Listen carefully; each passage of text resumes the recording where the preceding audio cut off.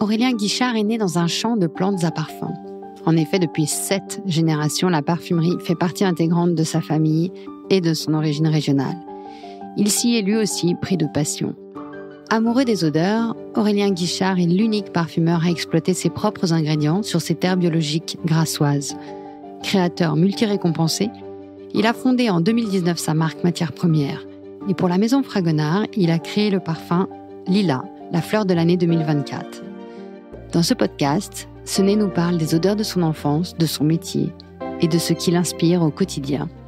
Je suis Charlotte Urbain et vous écoutez Confessions olfactives, la 2e saison d'À fleur de nez, un podcast signé Fragonard Parfumeur. Bonjour Aurélien. Bonjour. Alors tu as créé pour la maison Fragonard le parfum Lila, qui est le parfum la fleur de l'année 2024. Mais avant d'en parler plus précisément, je voulais revenir sur des éléments de ton enfance. Tu es parfumeur. Dans quelle odeur tu es né ? Qu'est-ce qui évoque pour toi l'enfance ? Alors déjà, en effet, je m'appelle Aurélien Guichard, je suis parfumeur et j'ai créé Lila pour la maison Fragonard.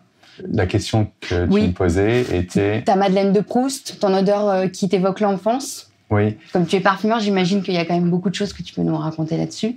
J'ai grandi dans un environnement qui était très porté sur la création et le parfum en particulier. J'ai grandi à Grasse et ma Madeleine de Proust, c'est évidemment une odeur qui est liée aux matières premières et en l'occurrence au jasmin. Je me rappelle assez jeune, au mois d'août, mon grand-père était récoltant et cultivait du jasmin. Au mois d'août, quand il fait chaud, les cueilleurs, à la fin de la journée, se mettaient en file indienne devant un cabanon. Et l'odeur de ce cabanon, elle m'est toujours restée. C'était un mélange à la fois de fleurs, évidemment, mais aussi de l'essence des machines agricoles et de la terre battue. C'est un mélange de tout, de l'odeur du jasmin, de la fleur qui est fraîchement cueillie.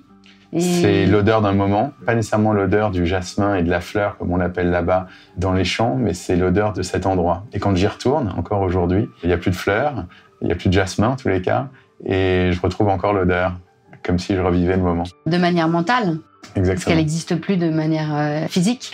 Oui. En fait, ce que je trouve particulièrement intéressant et marquant, c'est l'odeur de la matière, qui est une matière exceptionnelle et incroyable, mais surtout et beaucoup qu'elle vive dans un autre environnement. Et dans cet environnement agricole qui est à la fois brut et de ces autres odeurs qui sont celles du kérosène, celles de la terre battue, et il y a une odeur absolument unique.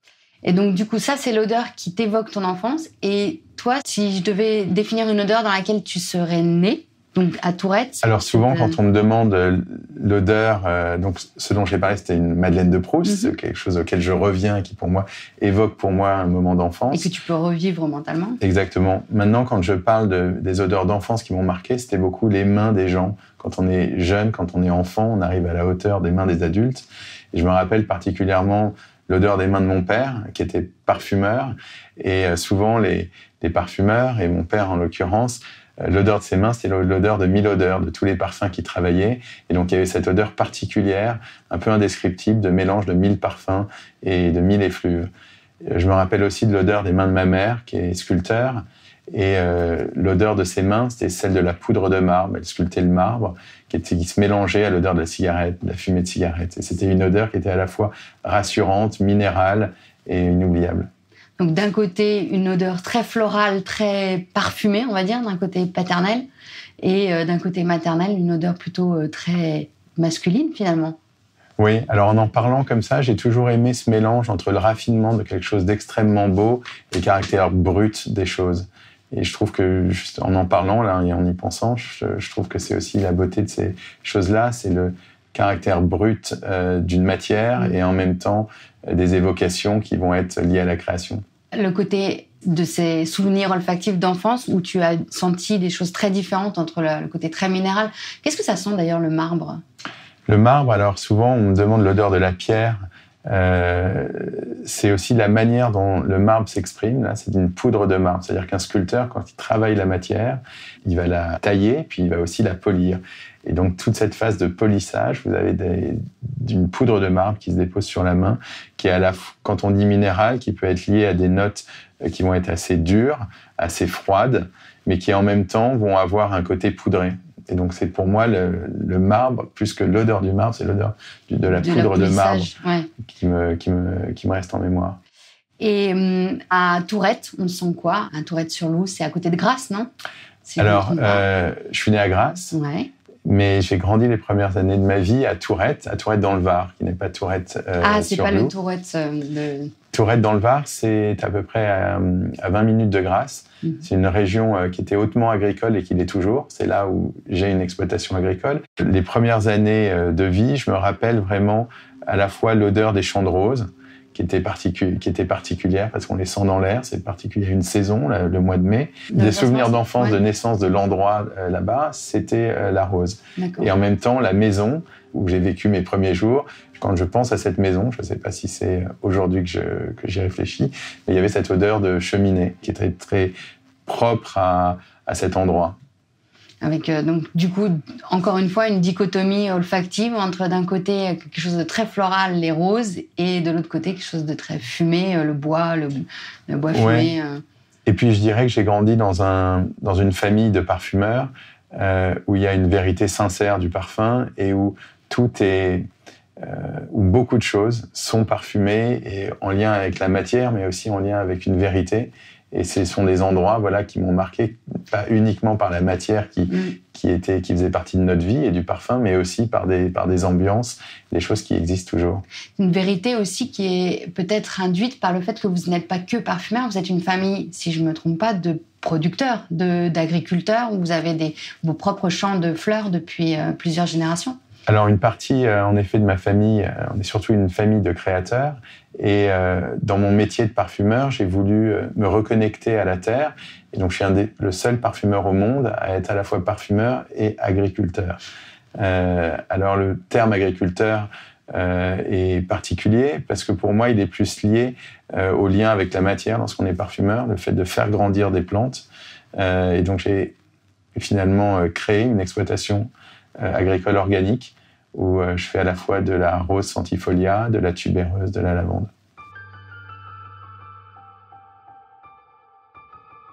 Quel est ton plus grand choc olfactif, Aurélien? Mon plus grand choc olfactif, je dirais que c'est l'odeur de la tubéreuse française.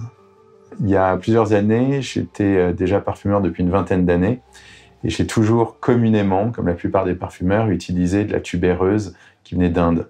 C'est une très belle espèce florale, mais j'ai décidé en 2019 de planter un champ de tubéreuse française et la découverte a été incroyable, la découverte olfactive. C'est-à-dire que c'est une tubéreuse qui est florale, solaire, enveloppante, beaucoup moins verte, beaucoup moins rêche que pourrait l'être une tubéreuse indienne. Et j'ai trouvé ça extraordinaire parce que finalement, quasiment tous les parfumeurs à travers le monde utilisent une tubéreuse indienne qui est finalement la tubéreuse de référence. Mais lorsque j'ai découvert cette tubéreuse que j'ai plantée moi-même, il faut savoir qu'on parle de plus de 20 000 tubéreuses, bulbes de tubéreuses, et sont des fleurs qui sentent au mois d'août lorsqu'elles fleurissent et elles sentent à partir de 20h le soir. Et donc... Avant, elles ne sentent pas? Non, elles sont ouvertes, elles ne sentent pas, elles ne sentent que la nuit, et à ce moment-là, les fleurs se mettent presque à crier, à s'exprimer. Et elles sentent tellement fort qu'il y a une légende provençale qui, d'ailleurs, je pense, dit vrai. On interdisait les jeunes gens qui n'étaient pas mariés de se balader dans un champ de tubéreuses la nuit parce que ça allait leur donner des idées absolument folles. Et quand on découvre l'odeur, eh bien, on se dit que c'est vrai. Et tu penses que l'odeur pourrait provoquer des idées un petit peu... L'odeur la provoque. Voilà, l'odeur la provoque. Oui, l'odeur la provoque, et donc c'est un choc olfactif. Et c'est surtout extraordinaire de voir que ce sont des plantes qui ont existé à foison dans le pays grassois il y a assez longtemps. Il y avait beaucoup plus de fleurs et on n'a jamais remplacé la beauté de ce genre d'ingrédient qui aujourd'hui, je pense, est un des ingrédients les plus chers au monde, mais d'une beauté infinie. Avec une multiplicité d'utilisations, parce qu'il y a des facettes extraordinaires dans la tubéreuse. Donc pour un parfumeur, c'est un vrai terrain de jeu. Ça l'est, mais c'est surtout la beauté de ce que propose la nature. L'utilisation pour un parfumeur, limite, c'est son imagination. Donc finalement, la matière aide, mais ça doit surtout être le travail de la main qui va permettre d'ouvrir des possibles. Alors on va partir complètement ailleurs, parce que là on parle de la tubéreuse, maintenant on va parler du lilas. Tu as créé pour la maison Fragonard un parfum autour du lilas. Donc le lilas, c'est notre fleur de l'année 2024. Tu es parti de quel souvenir ou de quelle inspiration pour cette création? Alors j'avais un souvenir assez clair du lilas, un lilas de mon enfance, dans cette propriété familiale où j'ai grandi. Il y avait des canaux d'irrigation où l'eau coulait pour irriguer les champs. Et le long de ces canaux, il y avait comme un massif de lilas. Et donc je me rappelle du lilas d'une manière visuelle, mais aussi olfactive, où se mélangeait à la fois une odeur fraîche, l'odeur de l'eau, et l'odeur très fleurie du lilas. Il faut savoir que le lilas a une particularité vraiment d'être à la fois frais et poudré. Lorsque j'ai travaillé ce lilas pour Fragonard, j'étais, je pense, animé de deux idées. Celle de retranscrire un endroit qui m'était très cher, qui était cet endroit dans la région de Grasse où ce lilas pousse, mais aussi de créer une note qui, je pense, fait la part belle à une forme de naturalité qui est très bien exprimée par les parfums Fragonard, que j'ai toujours aimé. C'est-à-dire que c'est le premier parfum que je crée pour la maison Fragonard. Et je suis très heureux de voir que ce lilas va trouver sa place parmi d'autres fleurs qui ont été traitées dans les années précédentes. Et alors, que représente la fleur de lilas pour les parfumeurs ? Alors le lilas, c'est un réel sujet pour les parfumeurs qui l'utilisent souvent de manière fonctionnelle. C'est-à-dire ce qu'il y a dans le lilas qui est intéressant, c'est à la fois une facette propre, très lumineuse, et une facette poudrée. C'est de cette manière que les parfumeurs l'utilisent le plus souvent. Mais on m'a dit que le lilas était une fleur muette. Comment vous l'utilisez si vous ne pouvez pas en faire d'extraction ? Oui, le lilas est dit comme une fleur muette parce que c'est une fleur à partir de laquelle on n'extrait pas d'essence ou d'absolu.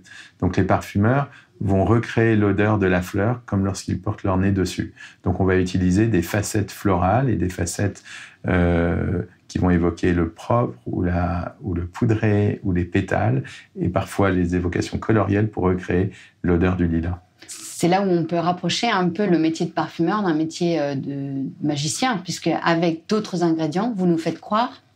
Là, quand je sens ce que tu as créé pour Fragonard, le lilas, j'ai vraiment l'impression d'être devant un arbre de lilas.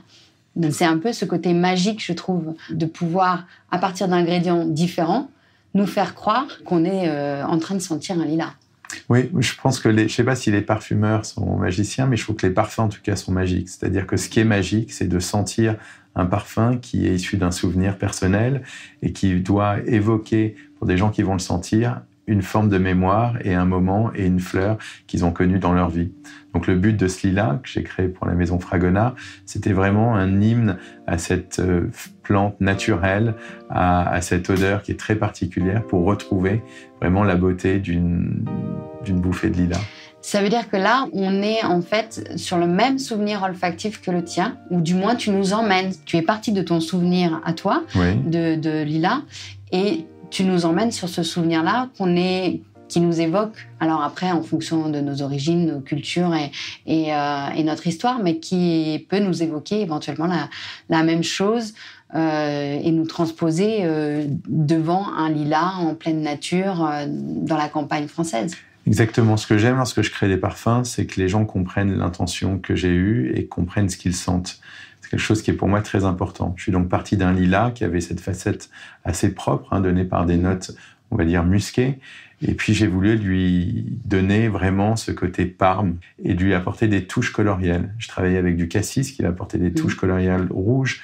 J'ai travaillé avec une note plus poudrée, des notes florales, comme de la violette, comme de l'héliotrope, comme de l'aubépine, qui vont apporter une facette florale poudrée à ce lilas et l'amplifier.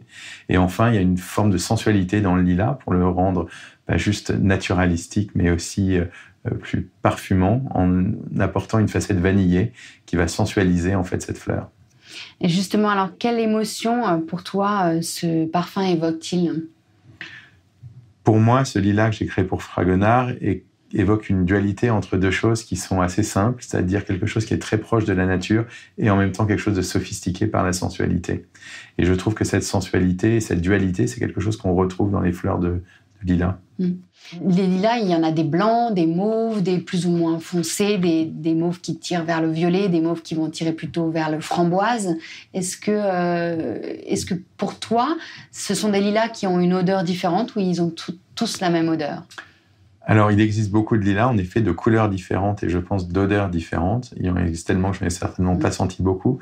Moi, je suis vraiment parti sur celui que je connaissais, celui qui était dans mon imaginaire la référence du lilas ultime, qui est celui du lilas de mon enfance. Il a quelle couleur alors, le lilas? Il est parme. C'est un lilas qui est de couleur parme, mauve. Mais il existe en effet des lilas, notamment au Japon, qui vont être plus rouges. Il va y avoir des lilas qui vont être blancs. Je pense que l'odeur d'une fleur et d'un lilas, en l'occurrence, va dépendre de l'environnement dans lequel il grandit, du moment de la journée. Même une fleur, ce qui est absolument passionnant, c'est que lorsque vous la sentez dans un environnement, on va dire, matinal, frais, elle va souvent sentir pas la même odeur que pendant la journée lorsqu'elle a été chauffée au soleil. Le lilas que j'ai essayé de créer, celui-ci, il est à ce moment-là, à ce moment où le soleil a tapé pendant de longues heures sur la nature, qui a cette eau qui ruisselle et qu'on sent une forme de chaleur qui rend le lilas extrêmement puissant. Il y a à la fois cette idée de fraîcheur, ce petit ruisseau qui court. Là, avec les mots que tu utilises, on se dessine notre tableau, justement, d'un lilas dans un petit pré de verdure, un côté vert, un côté très transparent avec un petit ruisseau clair qui coule à côté, et la chaleur de la couleur des fleurs mauve, un peu parme, que tu rends très sensuelle avec cette touche vanillée. Est-ce que pour toi, les couleurs ont une odeur ? Oui, exactement. Lorsque je compose des parfums, j'ai souvent des référents coloriels ou des référents de texture sur les matières que je vais utiliser. Donc en fait, moi je me dis souvent que le choix d'une matière, c'est un choix créatif et que cette matière, elle va apporter une touche de couleur, un peu comme dans un tableau. Donc là, tu vois, j'ai utilisé du cassis qui va apporter ces touches de points rouges à ce lilas, qui va complexifier le parme du lilas. Un côté un petit peu piquant aussi du cassis. Oui, exactement, qui va donner un côté plus vibrant. Je travaillais aussi avec des notes musquées ou des notes presque vanille qui vont apporter du blanc aussi à ce lilas. Donc on est vraiment sur cette dominante parme et cette dominante mauve, mais aussi avec des touches en fait de dégradés qui vont être sur du blanc, des touches de rouge. Merci beaucoup. Merci Aurélien pour toutes ces explications et puis pour avoir partagé avec nous tes souvenirs olfactifs et ton enfance. Je suis Charlotte Urbain et vous venez d'écouter À Fleur de Nez, un podcast signé Fragonard Parfumeur. Karen Loyer a fait la réalisation et le mix de cet épisode sur une musique de Jérôme Petit. La production est supervisée par Louis Média. Pour découvrir d'autres portraits olfactifs, je vous retrouve le mois prochain pour un nouvel épisode. Merci à tous pour votre écoute et si celui-ci vous a plu, n'hésitez pas à vous abonner, à laisser des étoiles et des commentaires et bien sûr à partager le podcast.